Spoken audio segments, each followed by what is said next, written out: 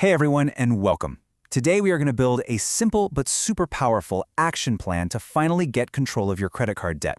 And look, if you're just starting out or you feel like you're fighting this battle on a really tight budget, this is absolutely for you. So let's jump in.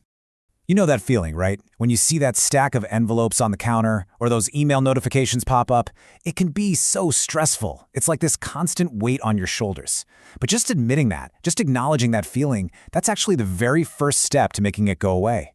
And yeah, this quote from our source material just hits the nail on the head. It perfectly captures that feeling and it validates why this is such a big deal. But here's the good news. You do not have to live like that. There is a clear way out. All right, so let's get right into it. Section 1 is all about facing your debt, and it starts with one single crucial action. This one rule, I promise you, changes the entire game. This right here is the golden rule. It is an absolute game changer. See, credit card companies, they design that minimum payment to keep you trapped in debt for as long as possible. Seriously, think about it. If you have, say, a $5,000 balance with a 20% interest rate, just making that minimum payment could mean it takes you over 20 years to pay it off.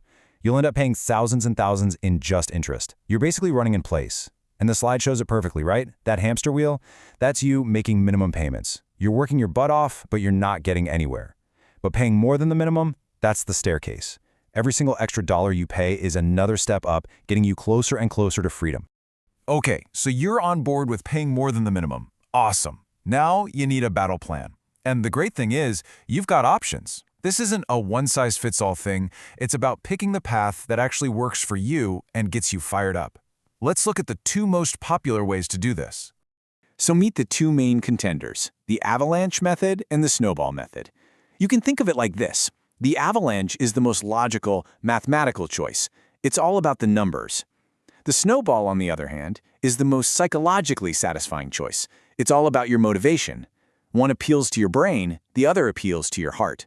Let's break them down. With the avalanche method, you basically become a financial sniper. You take a hard look at all your debts and you zero in on the one that's costing you the most money, the one with that sky-high interest rate.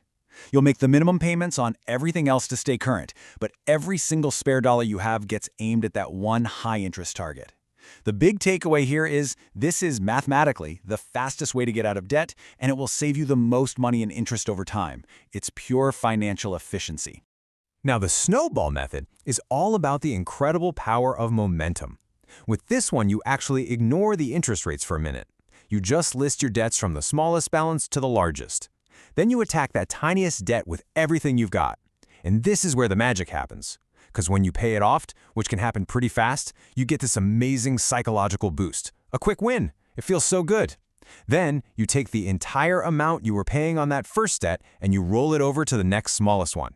It's like a snowball rolling downhill, getting bigger and faster, and that momentum is what keeps you motivated and in the fight. All right, you've chosen your strategy. Now it's time for some power moves that can seriously speed things up. Think of these as proactive steps to turbocharge your progress. I know. This one sounds a little scary, but it is such an important step.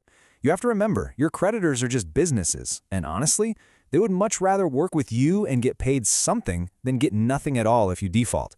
One phone call really can change your entire financial picture. And when you make that call, don't just wing it. Go in with a plan.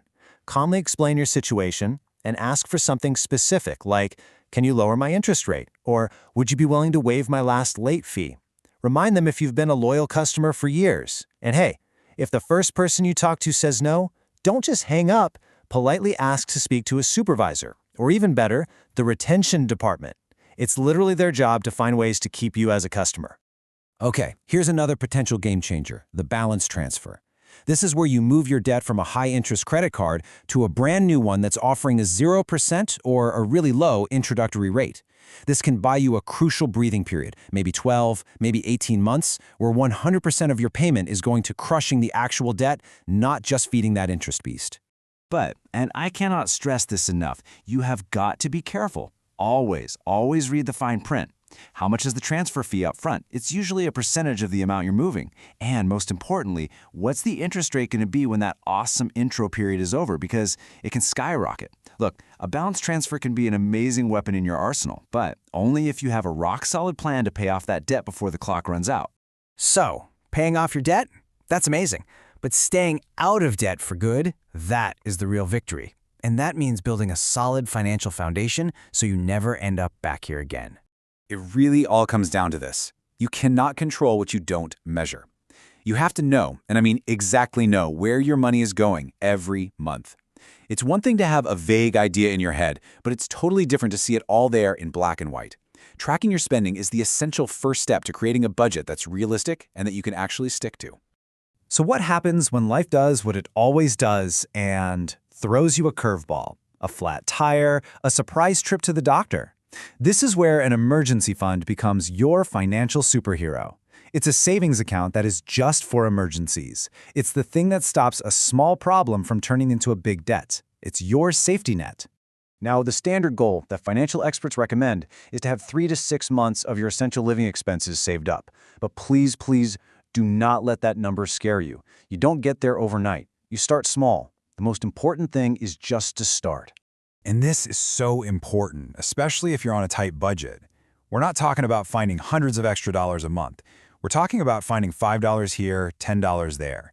Instead of buying that coffee every morning, make it at home and immediately transfer what you would have spent into your savings. Pack your lunch for work. Go to the library. Every little bit truly adds up and helps you build that safety net over time. Okay, last section. Let's talk about the mindset. Because paying off debt really is a marathon, not a sprint. And your mindset, your attitude, that's what's going to carry you all the way to the finish line. You know, there's this weird danger zone you hit after you've made some progress, like paying off your first credit card. You get so excited, and the temptation to reward yourself with a big purchase can feel overwhelming. But that can undo all of your incredible hard work in an instant. You have to stay disciplined and always remember why you started this journey in the first place. Our source material actually had some pretty creative, kind of funny ways to put a physical barrier between you and impulse spending. My favorite is freezing your card in a literal block of ice. I mean, think about it. By the time that thing thaws out, you've had plenty of time to really think about whether you need to make that purchase. These little tricks create time and space between the impulse and the action. And really, that's the main takeaway here. Getting out of debt isn't some impossible mountain you have to climb. When you break it down into these clear, manageable steps, you can see the path forward. You have a plan now, and you absolutely have the power to make it happen. So I'm going to leave you with this one question. Not what you're going to do tomorrow or next week or next month, but what is the one single first step that you are going to take today to start this journey? Whether it's just writing down your debts or making coffee at home tomorrow, the journey starts right now.